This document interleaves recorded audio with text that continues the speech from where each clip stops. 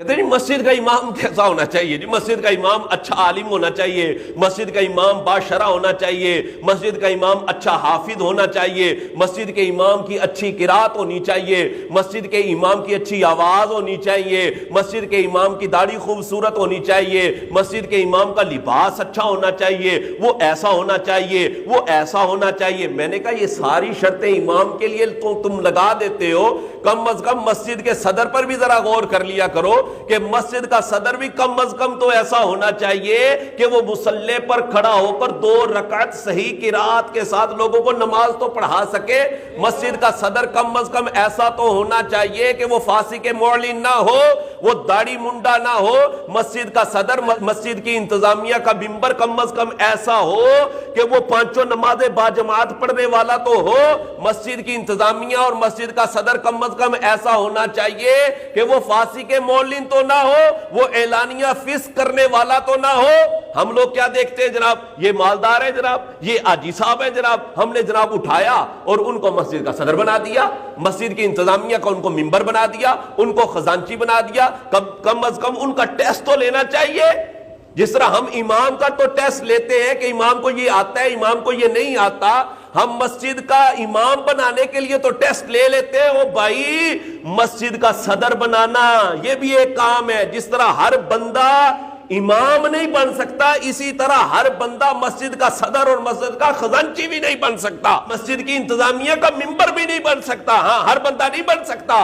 کم از کم ان کو وقف کے مسائل تو آنے چاہیے۔ وقف کے مسائل کا پتہ ہی نہیں ہوتا۔ ہوتا کیا ہے جناب؟ مسجد کی چیزیں اپنی ذاتی استعمال میں لائے جا رہے ہیں۔ مسجد کا چندہ جناب کوئی قرض دے دیتا ہے، صدر صاحب جناب فلاں بندے کو قرض دے دیا جی، انہوں لوڑ سی میں انہوں دے چھڑے جناب۔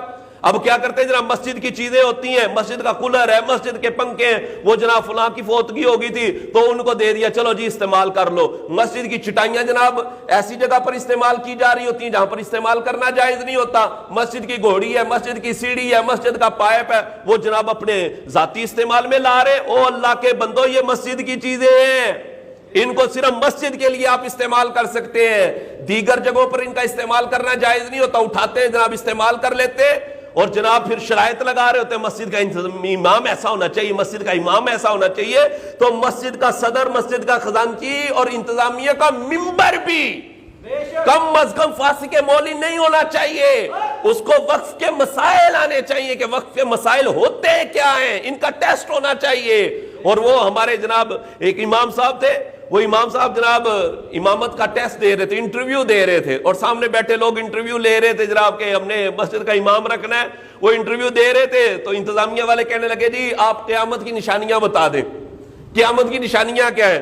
تو امام صاحب بھی بیچارے دل جلے تھے، وہ کہنے لگے، کہتے ہیں جی قیامت کی نشانیوں میں سے ایک نشانی یہ ہے کہ ایک عالم کا ٹیسٹ سامنے جاہل بیٹھ کر لے رہے ہو۔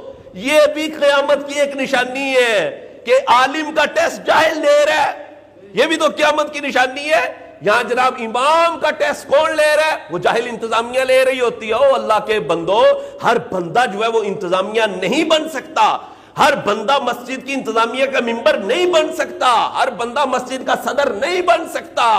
کم از کم ان کو وقف کے مسائل آنے چاہیے، کم از کم وہ بندہ فاسق معلن نہیں ہونا چاہیے، کم از کم وہ بندہ 5 نمازیں باجماعت پڑھنے والا ہونا چاہیے، اس کو مسجد کے احکام کا پتہ ہونا چاہیے، پھر وہ مسجد کا صدر اور مسجد کی انتظامیہ کا ممبر بن سکتا ہے، ورنہ وہ مسجد کی انتظامیہ کا ممبر نہیں بن سکتا۔ اس کو بنانا درست ہی نہیں ہے۔